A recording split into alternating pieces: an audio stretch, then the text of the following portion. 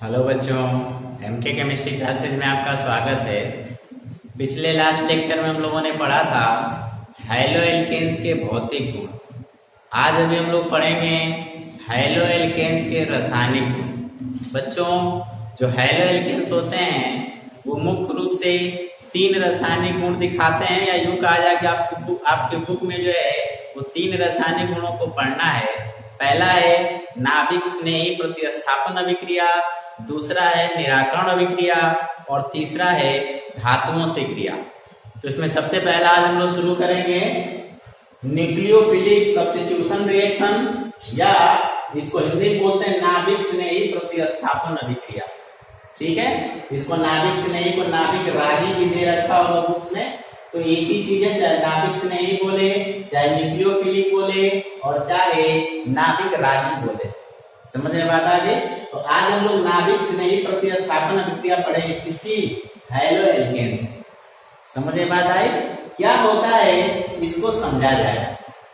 सबसे पहले जाने नाभिक स्नेही का क्या मतलब होता है। बच्चों, नाभिक, आप बताओ नाभिक पे चार्ज कौन सा होता है, किस प्रकार का होता है? Plus charge. नाभिक पे चार्ज कौन सा होता है? पॉजिटिव, क्योंकि नाभिक के भीतर प्रोटॉन होता है, प्रोटॉन पे प्लस चार्ज होता है। और ये जो क्रिया है वो नाभिक स्नेही है, अर्थात कोई ऐसा पदार्थ होता होगा जो नाभिक से स्नेह करने वाला होता होगा, इसीलिए इसको बोलेंगे नाभिक स्नेही। और नाभिक पे चार्ज कैसा आता है? पॉजिटिव, अर्थात कोई ऐसा पदार्थ होगा जो पॉजिटिव के प्रति क्या दिखाता होगा? स्नेह दिखाता होगा। समझ में बात आ रही है? इसीलिए इसको नाभिक स्नेह या नाभिक स्नेही का मतलब है पॉजिटिव चार्ज के प्रति स्नेह दिखाने वाला। क्योंकि नाभिक पे प्लस चार्ज होता है, तो ये मत समझिए कि नाभिक पे अटैक करेगा। अटैक वो करेगा किस पे? जिस आयन पे प्लस चार्ज हो उस पे। यहाँ पे सिर्फ नाभिक का सेंस इसलिए लिया गया कि नाभिक पे प्लस चार्ज होता है तो उस आयन पे भी प्लस चार्ज होगा। समझ में बात आ रही है? अच्छा, चूंकि ये नाभिक से नहीं होता है, प्लस चार्ज वाले पे अटैक करता है और उस पे खुद पे जो है माइनस चार्ज होगा। नाभिक न्यूक्लियस हम लोग इसको ले लेते हैं NU, जो न्यूक्लियोफिलिक होगा उस पे खुद पे माइनस चार्ज होगा और वो हमला किस पे करेगा? वो हमला करेगा पॉजिटिव चार्ज वाले पे। और जरा इसको देखा जाए कि कैसे क्या होता है। हम लोग पढ़ रहे हैलो एल्केन्स की प्रतिस्थापन नाभिक स्नेही प्रतिस्थापन अभिक्रिया है। तो यहाँ पे हम लोग हैलो एल्केन ले लेते हैं।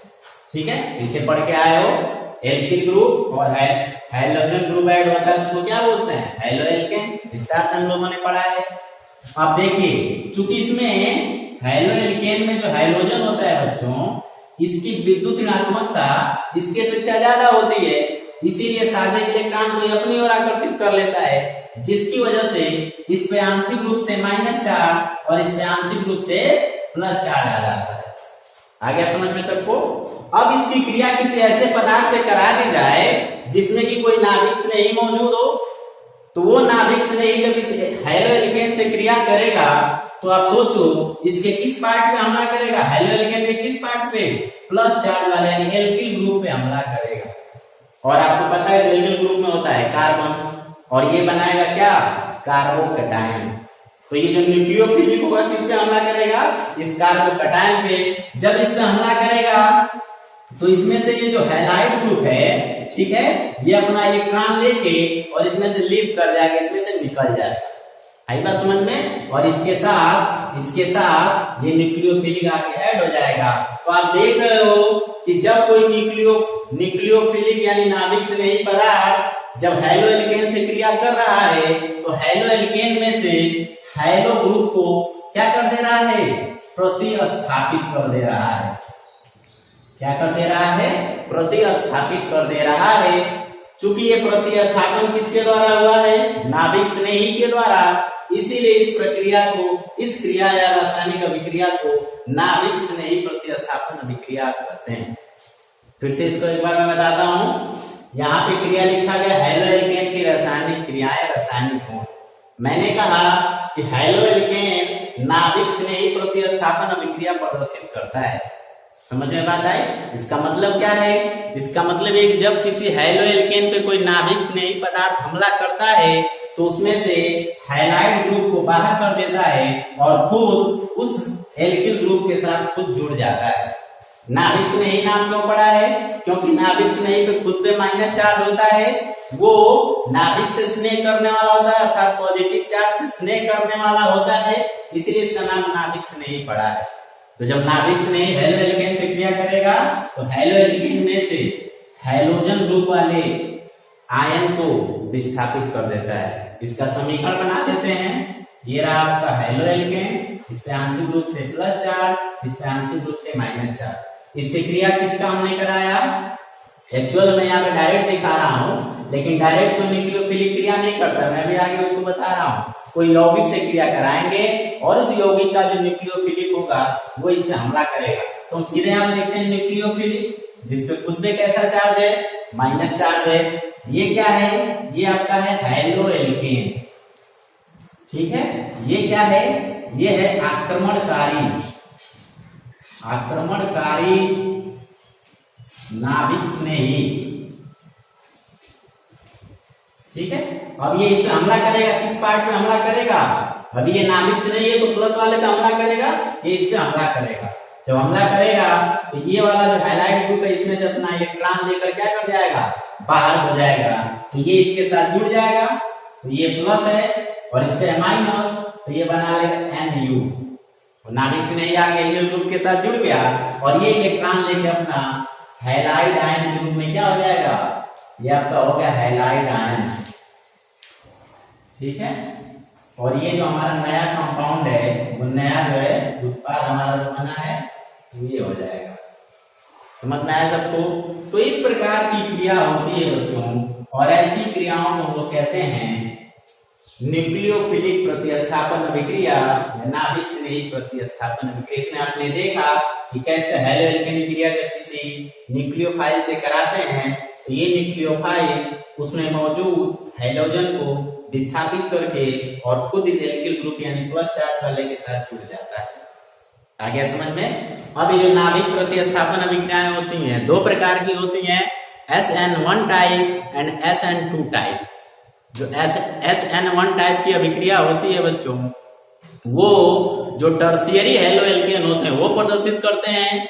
जो SN2 टाइप की होती है वो जो प्राइमरी हेलो एल्केन होते हैं वो प्रदर्शित करते हैं, और जो सेकेंडरी हेलो एल्केन होते हैं वो SN1 और SN2 टाइप दोनों प्रकार की क्रियाओं को प्रदर्शित करते हैं। तो उनको हम लोग आगे बढ़ेंगे।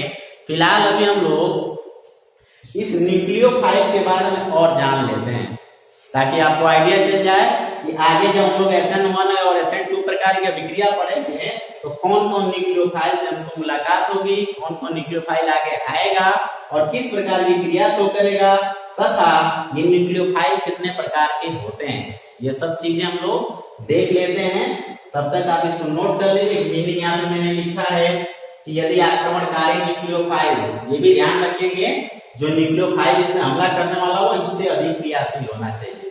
कम क्रियाशील होगा तो इसको इसमें से निकाल नहीं पाएगा। इसको बच्चे लोग बोलते हैं लिविंग ग्रुप, LG बोलते हैं। क्या बोलते हैं? LG। तो कभी कभी ये भी पूछ देता है कि LG क्या होता है, तो आप बताओगे लिविंग ग्रुप। किसके द्वारा ये प्रतिस्थापित होता है? तो नाभिक स्नेही के द्वारा। और शर्त है कि नाभिक स्नेही इससे ज्यादा क्रियाशील होना चाहिए। तो यदि आक्रमणकारी न्यूक्लियोफाइल हैलाइड आयन से अधिक प्रबल है तो न्यूक्लियोफिलिक प्रतिस्थापन क्रिया संपन्न होता है और हैलाइड आयन न्यूक्लियोफाइल द्वारा विस्थापित हो जाता है। तो इन चीजों को आप नोट कर लीजिए, फिर हम लोग इस न्यूक्लियोफाइल के बारे में और चीजों को जानते हैं। नोट कर लीजिए।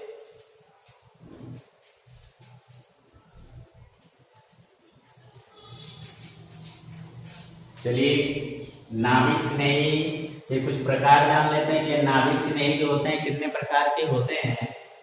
नाभिक स्नेही बच्चों मुख्य रूप से दो प्रकार के होते हैं। एक दंती नाभिक स्नेही, इसको बोलते हैं मोनोडेंटेन, ठीक है, न्यूक्लियोफिलिक। और दूसरा उभय दंती नाभिक स्नेही, एम्फीडेंटेन न्यूक्लियोफिलिक। इसका मतलब क्या होता है? इसका मतलब ये होता है कि जो न्यूक्लियोफिलिक होता है उसमें इलेक्ट्रॉन देने के लिए जो साइट होती है वो कितने जगह पे होती है। यदि किसी न्यूक्लियोफिलिक में, ठीक है, एक ही जगह से लोन पेयर एक जगह सिर्फ वो वही इलेक्ट्रॉन सिर्फ दे पाए, ठीक है, तो उसको हम लोग बोलेंगे एक दंती। क्या बोलेंगे? और जब किसी न्यूक्लियोफाइल में दो एटम्स के पास लोन पेयर हो, देने के लिए तो एक ही लोन पेयर देना है, लेकिन दो के पास हो, उनमें से कोई भी एक दे सकता हो, दो साइड से लोन पेयर देने की सुविधा हो, ऐसे न्यूक्लियोफाइल को हम लोग एम्फीडेंटेट कहते हैं। जैसे उदाहरण देखिए, ये OH ग्रुप है, इसमें लोन पेयर किसके पास होता है? ऑक्सीजन के पास होता है। तो जब ये न्यूक्लियोफाइल एल्किल ग्रुप से जुड़ेगा तो सिर्फ यही इलेक्ट्रॉन उसको देगा।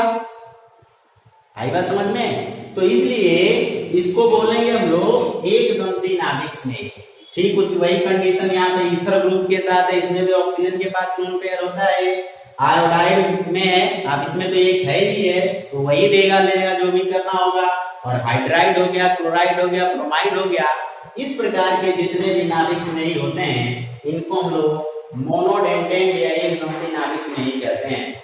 और दूसरा उभय दंती, इसमें देखो जैसे साइनाइड है, नाइट्रो ग्रुप है, ठीक है। तो इसमें आप क्या देखोगे, ये देखो साइनाइड में कार्बन के पास में लोन पेयर है और नाइट्रोजन के पास में लोन पेयर, इसकी संरचना यहाँ पे बनी हुई है। तो इलेक्ट्रॉन ये भी दे सकता है, ये भी दे सकता है। आगे बात समझ में? कौन देगा, कब कौन देगा? जब ये साइनाइड किसी ऐसे यौगिक में मौजूद हो जो आयनिक यौगिक हो, तो उस समय ये कार्बन जो है इलेक्ट्रॉन लोन पेयर देता है, और जब कोई स्वसंयोजी यौगिक हो तो ये नाइट्रोजन देता है। आई बात समझ में? उसी तरीके से इसको आप देख लो, इसमें भी नाइट्रोजन के पास भी लोन पेयर है और इस ऑक्सीजन के पास, जिसपे माइनस चार्ज इसके पास भी है, ये भी दे सकता है। तो वो भी समय के हिसाब से होता है कि कब ये देगा, कब कोई देने के लिए कोई एक ही देगा, लेकिन दो जगह से देखो, दो साइड से ये दे सकते हैं, किसी भी एक साइड से, तो इसलिए इसको बोलेंगे उभय दंती नाभिक स्नेह। अब यहाँ पे मैंने अभी जो पीछे समीकरण लिखा था, यहाँ पे लिखा हुआ है, ये आपका हेलो एल्केन है, नाभिक स्नेह इससे आगे ऐड होगा, तो इसमें से ये हाइलाइट ग्रुप जो है ये रिप्लेस हो जाएगा और ये न्यूक्लियोफाइल इसके साथ जुड़ जाएगा।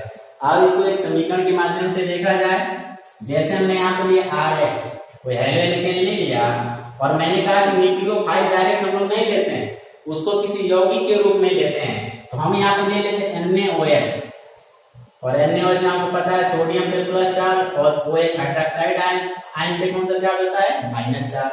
तो इस यौगिक में न्यूक्लियोफाइल कौन है? ये OH, अभी देखो यहाँ पे लिखा हुआ है। तो ये OH ग्रुप इससे आके क्या करेगा? इसमें हमला करेगा, और जब हमला करेगा तो इसमें हाइलाइट ग्रुप को क्या कर देगा? बाहर कर देगा। तो रिएक्शन कुछ इस प्रकार से होगा, ROH और प्लस ये Na इसके X के साथ ऐड हो जाएगा, बना लेगा NaX। समझ में आया? और ये देखिए, ये एल्किल ग्रुप है और ये OH ग्रुप है। जब एल्किल ग्रुप के साथ OH ग्रुप लगता है तो कौन सा ग्रुप बन जाता है बच्चों? एल्कोहल। तो ऐसे एल्कोहल का निर्माण हो गया। हेलो एल्केन क्रिया हमने किससे कराया? हाइड्रोक्साइड से कराया, तो इसका न्यूक्लियोफाइल इस पे हमला करके और ROH का निर्माण कर दिया। एक और दूसरा ले लेते हैं, मान लो इसके जगह हमने पानी से क्रिया करा दिया H2O से, और आपको पता है कि H2O की संरचना भी ऐसे होती है, H आयन और OH माइनस, ठीक है। पानी की संरचना ऐसे होती है, इसका मतलब है कि पानी में जो OH ग्रुप है अर्थात न्यूक्लियोफाइल मौजूद है, तो ये इस पे हमला करेगा और इस तरह से पुनः एल्कोहलिक यौगिक कंपाउंड का निर्माण करेगा, और प्लस ये H इस X के साथ मिलकर क्या बना लेगा? HX। समझ में आ रहा है? चलिए एक और दूसरा लेते हैं इसका उदाहरण, हेलो एल्केन ले लें और इसके जब हम ले लेते हैं